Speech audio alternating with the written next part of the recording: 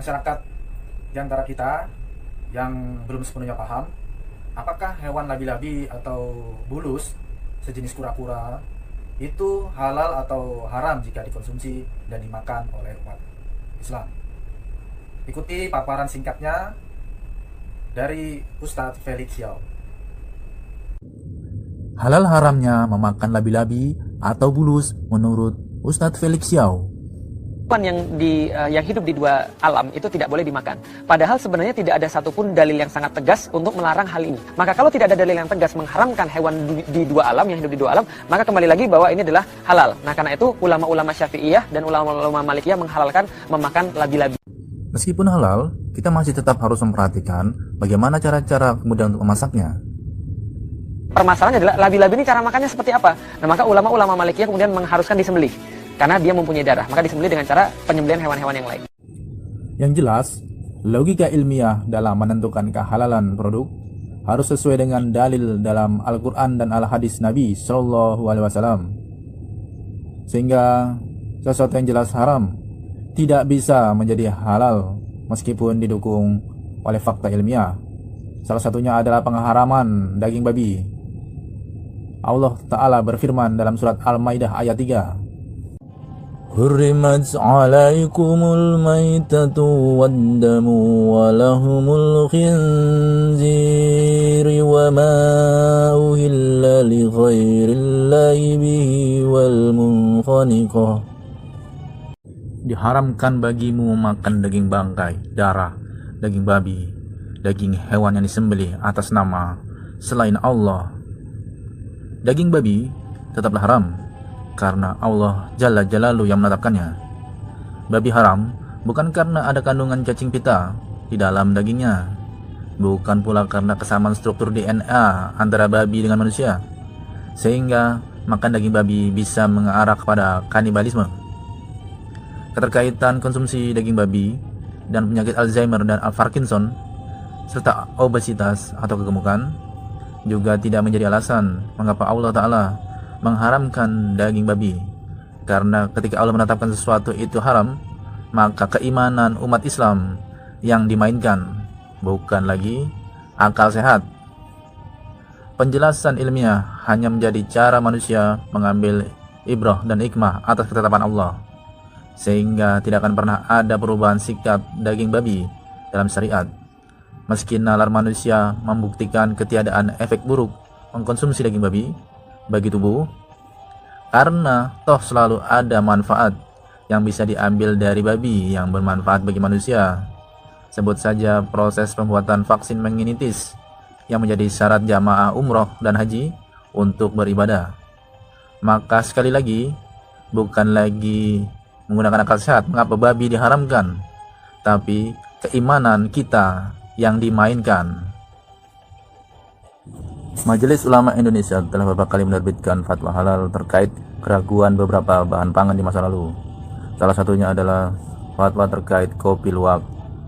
Fatwa yang terbit di tahun 2010 ini bertujuan untuk menjawab keraguan masyarakat Indonesia, karena ada yang berpendapat kopi luwak menjadi haram karena berbahan dasar kotoran binatang.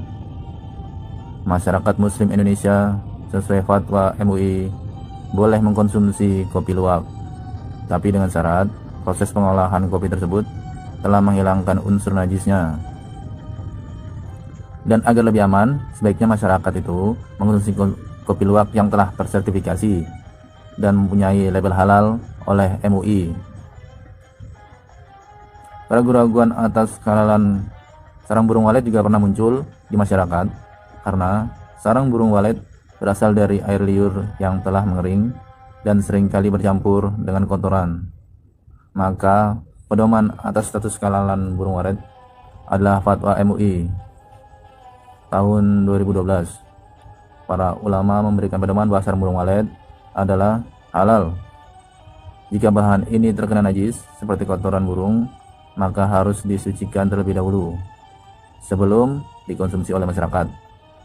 Lalu bagaimana dengan escargot, makanan favorit kalangan atas ini, hidangan asal negeri Prancis? Kuliner ini berbahan dasar bekicot darat, dan saat ini restoran papan atas dalam negeri telah menghadirkan escargot dalam daftar menunya. Tapi dalam Islam terdapat istilah hasarot. Imam An-Nawawi menjelaskan hasarot adalah binatang kecil di bumi seperti ular, kalajengking, tikus, kumbang, kecoa, laba-laba, tokek, dan cacing. Imam Ibnu Hazm mengategorikan bekicot darat termasuk ke dalam binatang hasarot. Jumhur ulama dari mazhab Hanafiyah dan As-Syafi'iyah mengharamkan mengkonsumsi bekicot darat. Namun Imam Malik mengatakan konsumsi bekicot halal sepanjang tidak menimbulkan masalah kesehatan. Terkait perbedaan pendapat atas hal ini, MUI menyatakan bahwa makan bekicot adalah haram. Selain itu, proses budidaya dan pengolahan bekicot untuk kepentingan konsumsi juga diharamkan. Penetapan hukum atas konsumsi bekicot adalah Fatwa MUI nomor 25 tahun 2012. Hewan lain yang juga diminati oleh sebagian kalangan untuk dikonsumsi adalah suiki. Dasar hukum memakan kodok adalah sabda Nabi Shallallahu Alaihi Wasallam dalam riwayat Abu Dawud dan Ahmad. Ada seorang tabib menanyakan kepada Nabi Shallallahu Alaihi Wasallam mengenai kodok, apakah boleh dijadikan obat? Kemudian Nabi Shallallahu Alaihi Wasallam melarang untuk membunuh kodok. Maka dengan dalil itu, Majelis Ulama Indonesia mengeluarkan fatwa nomor 4 tahun 2003 tentang haram hukumnya untuk memakan dan membunuh kodok. Teman-teman, makanan adalah salah satu rezeki Allah bagi manusia. Posisi pangan dalam Islam tidak bisa dianggap remeh. Dalam ajaran Islam, banyak ketentuan yang berkaitan dengan makan dan minum, mulai dari ketentuan halal dan haram, etika makan, sampai mengatur makanan yang ideal di dalam perut sudah diatur. Inilah bentuk kesempurnaan sebuah ajaran. Islam mengatur mulai dari yang umum hingga yang detail.